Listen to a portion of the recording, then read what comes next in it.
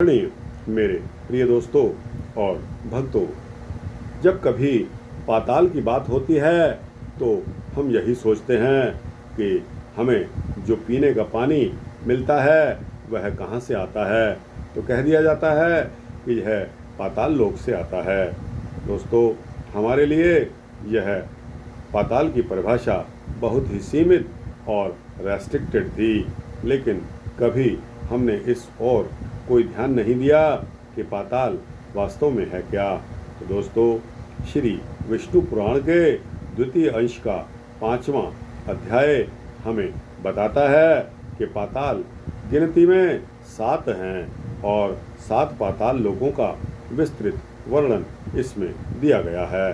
तो दोस्तों, इस पाताल लोक के 7 विस्तृत वर्णन जो हैं उसके बारे में आज यह एक सूक्ष्म वृत्तांत है। दोस्तों, ज़्यादा लंबा नहीं है, ज़्यादा से ज़्यादा 6-7 मिनट का यह वृत्तांत होने वाला है। आपसे विनती है कि बने रहिए, इस वृत्तांत के अंत तक आपको 7 पाताल के बारे में पता लग जाएगा। तो दोस्तों, आइए इस वृत्तांत को शुरू करते हैं। श्री पराशर जी बताते हैं कि हे द्विजवर, मैंने आपसे इस पृथ्वी के विस्तार का वर्णन किया है। इसकी ऊंचाई भी 70 सहस्त्र योजन बताई जाती है। हे मुनि सतम, 10-10 हजार योजन पर अतल, वितल, नितल, गभस्तिमान, महातल, सुतल और पाताल स्थित हैं।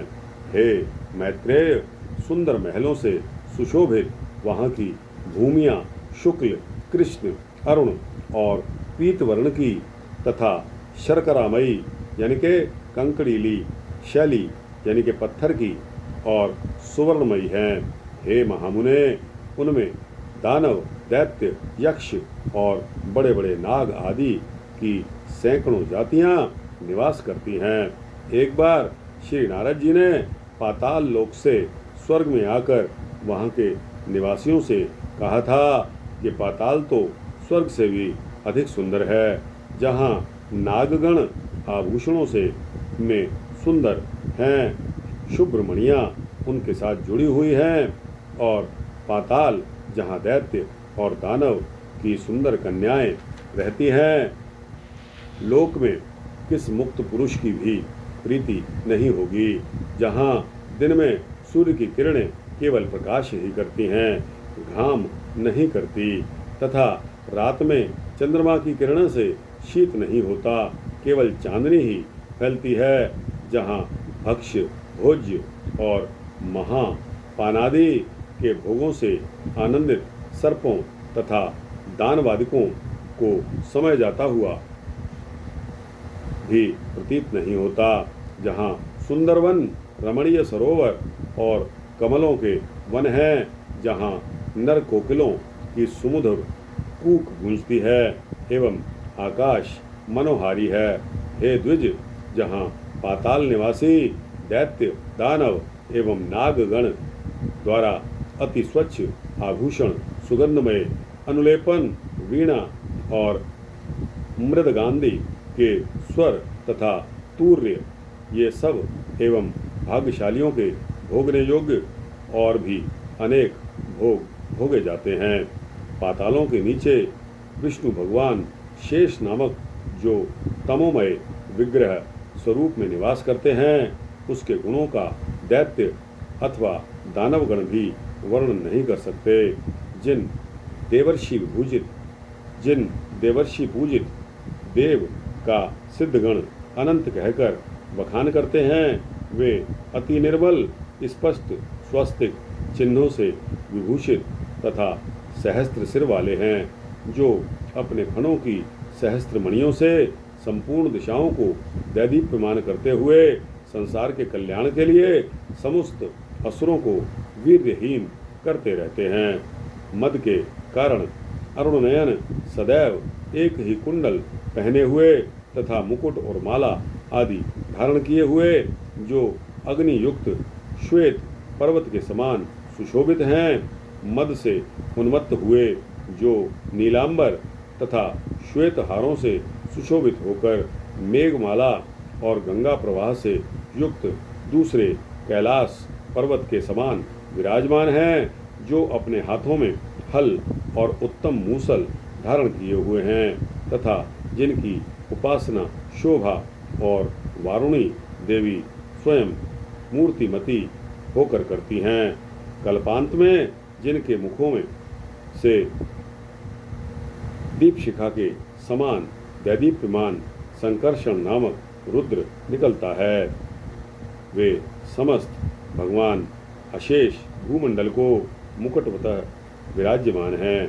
अतः उनका बल, वीर, प्रभाव, स्वरूप, तत्व और रूप आकार देवताओं से भी नहीं जाना और कहा जा सकता।